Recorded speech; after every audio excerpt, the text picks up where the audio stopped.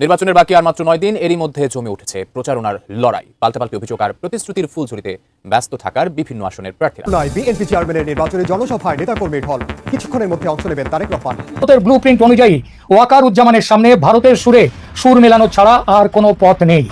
অবৈধ নির্বাচন বাতিলের দাবিতে রাজপথে নামে আওয়ামী লীগ নেতাকর্মীরা।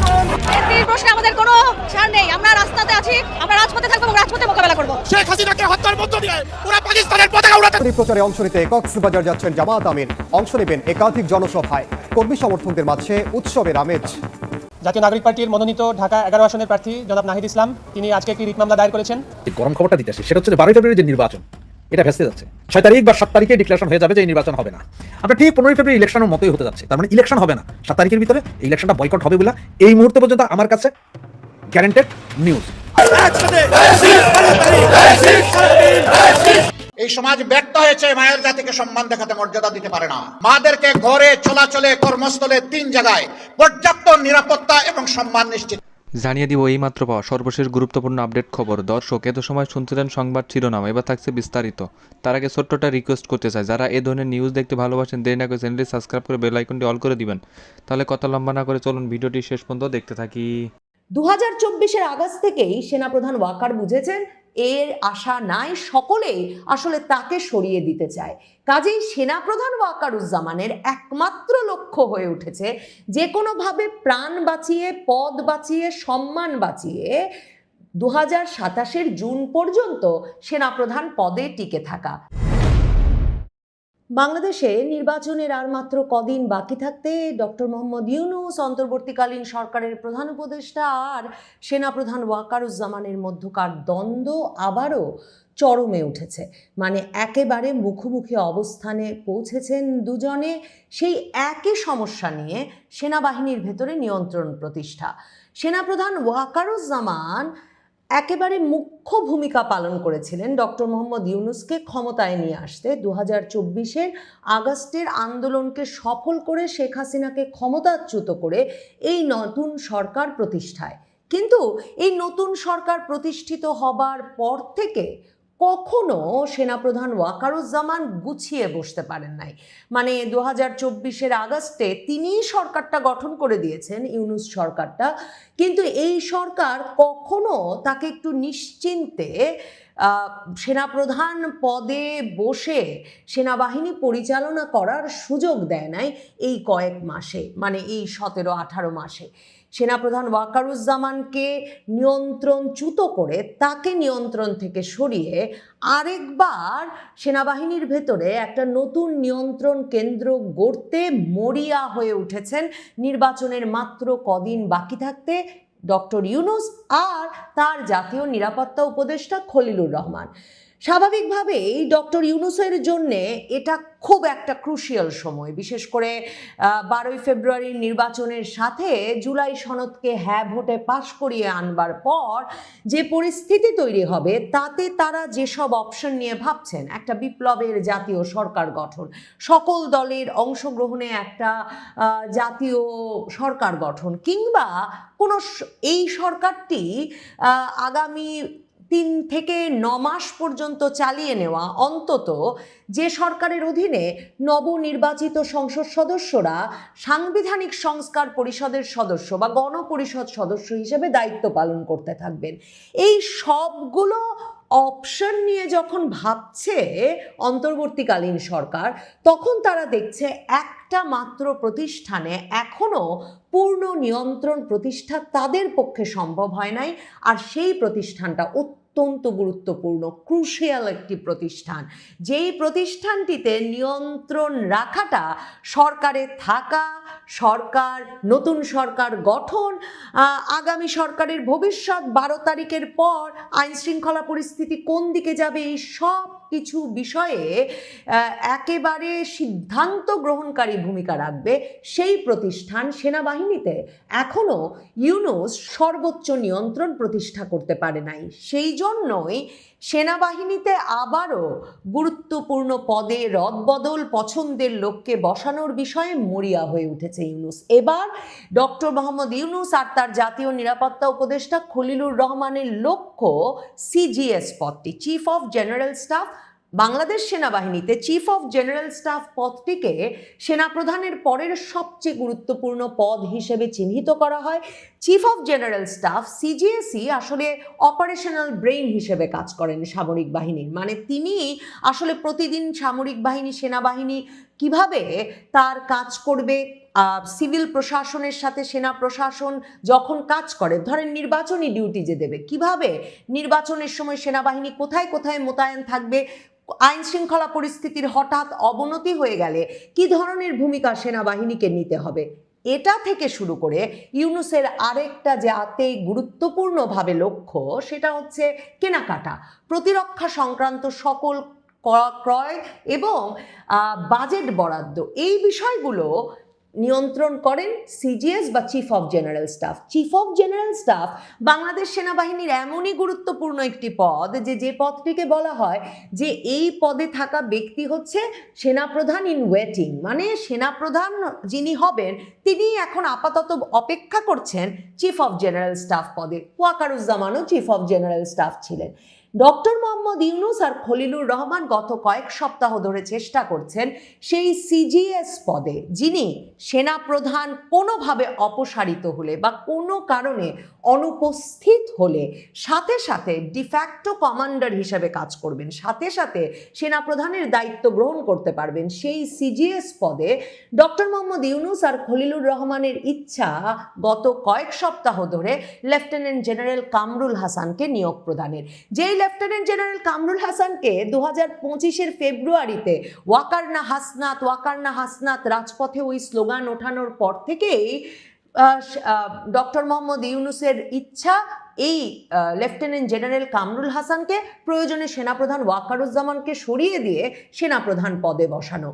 এই কাজটি এতদিনেও সমাধা করতে না পেরে এখন তারা চাইছেন সিজিএস পদে, কারণ সিজিএস পদে যিনি এতদিন দায়িত্বরত ছিলেন লেফটেন্যান্ট জেনারেল মিজানুর রহমান শামীম, তিনি জানুয়ারি মাসের মাঝামাঝি অবসরে প্রস্তুতির যে ছুটি মানে এলপিআরে গেছেন, কাজেই পদটাও খালি হয়েছে।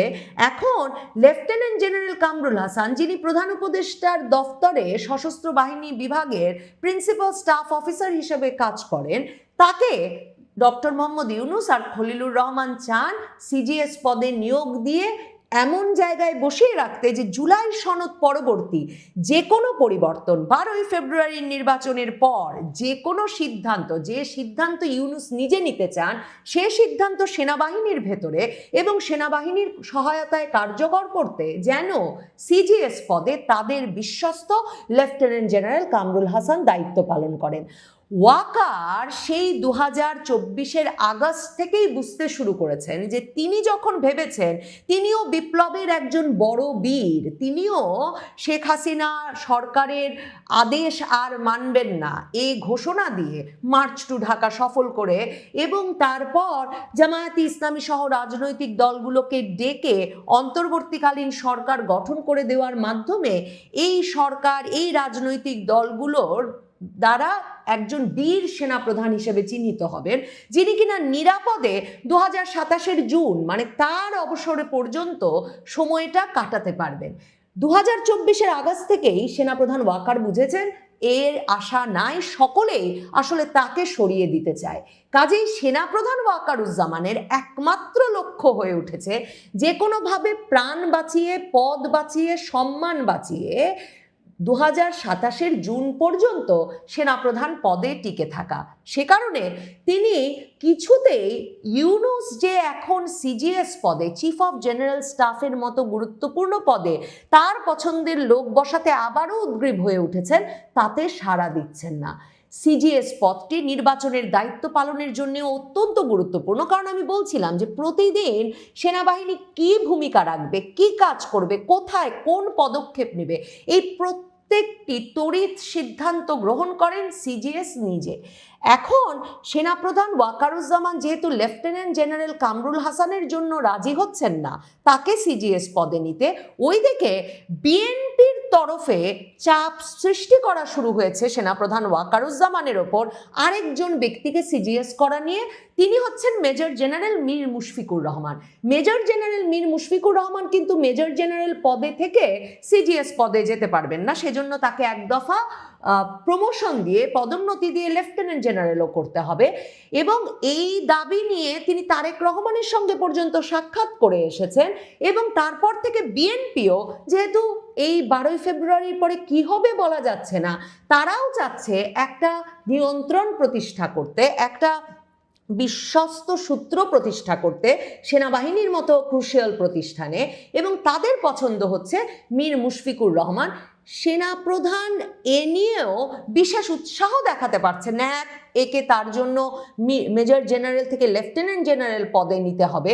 অন্যদিকে তার উপর আবার জামায়াতে ইসলামীর তখন চাপ সৃষ্টি হয় যে জামায়াতে ইসলামীর পছন্দ, ডক্টর ইউনূসের পছন্দ, খলিলুর রহমানের পছন্দ, ব্রিগেডিয়ার আজমি, গোলাম আজম পুত্র ব্রিগেডিয়ার আজমি যে সেনাবাহিনীর জামায়াত ঘনিষ্ঠ যে অংশটিকে একরকমের নেতৃত্ব দেন বা তাকে যারা একরকমের মানে তাকে যারা অনুসরণ করেন, তার অনুসারীদের যে গোষ্ঠীটি, জামায়াত ঘনিষ্ঠ গোষ্ঠীটি সেনাবাহিনীর ভেতরে, তারাও যেই ব্যক্তিকে পছন্দ করেন লেফটেন্যান্ট জেনারেল কামরুল হাসান, তাকে সিজিএস না বানিয়ে এখন বিএনপি ঘনিষ্ঠ মীর মুশফিকুর রহমানকে যদি ওয়াকারুজ্জামান আবার সেনাপ্রধান, যদি এখন সেনাপ্রধানের পরবর্তী পদ সিজিএস পদের মতো গুরুত্বপূর্ণ পদটি দিয়ে দেন, সেটা আবার আরেক রকম সমস্যা তৈরি করতে পারে সেনাবাহিনীর ভেতর।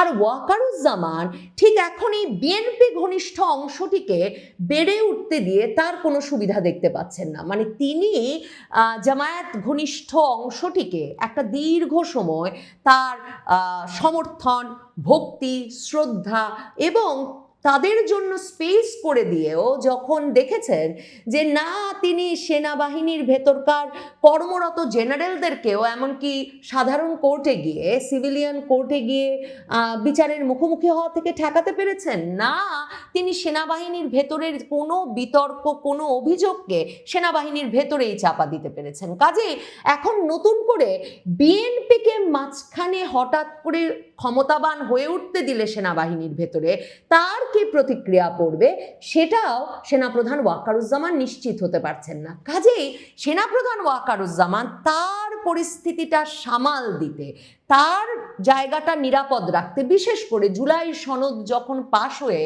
তার পথটার কি হবে, সেনাপ্রধান বলে আর কিছু থাকবে কিনা, নাকি একটা বিপ্লবের পরের মিলিশিয়া বাহিনীর মতো যেখানে আসিফ মাহমুদ, সজীব ভুইয়াদের প্রশিক্ষিত অস্ত্রধারীরা এসে যোগ দেবেন, যেখানে এনসিপি যে বলছে যে সারা বাংলাদেশের তরুণ তরুণীদেরকে তারা অস্ত্র প্রশিক্ষণ দেবেন, তারা এসে যুক্ত হবেন।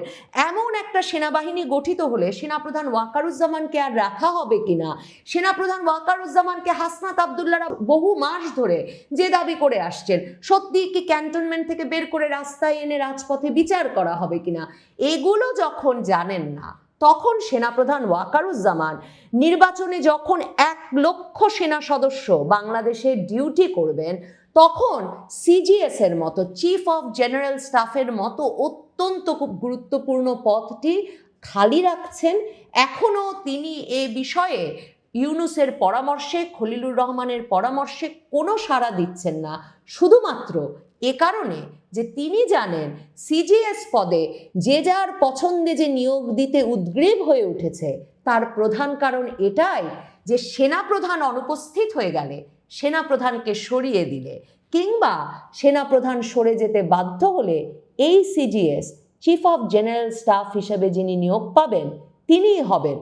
প্রিয় দেশবাসী, আপনারা যে যেখান থেকে ভিডিওটি শুরু থেকে শেষটা আমাদের দেখছেন, আপনাদের সকলকে জানাই অসংখ্য ধন্যবাদ। যদি ভিডিওটি ভালো লেগে থাকে অবশ্যই সবার কাছে শেয়ার করে দিবেন, তাহলে সবাই সুস্থ থাকবেন, ভালো থাকবেন। পরবর্তী কোনো নিউজে দেখা হবে। আসসালামু আলাইকুম।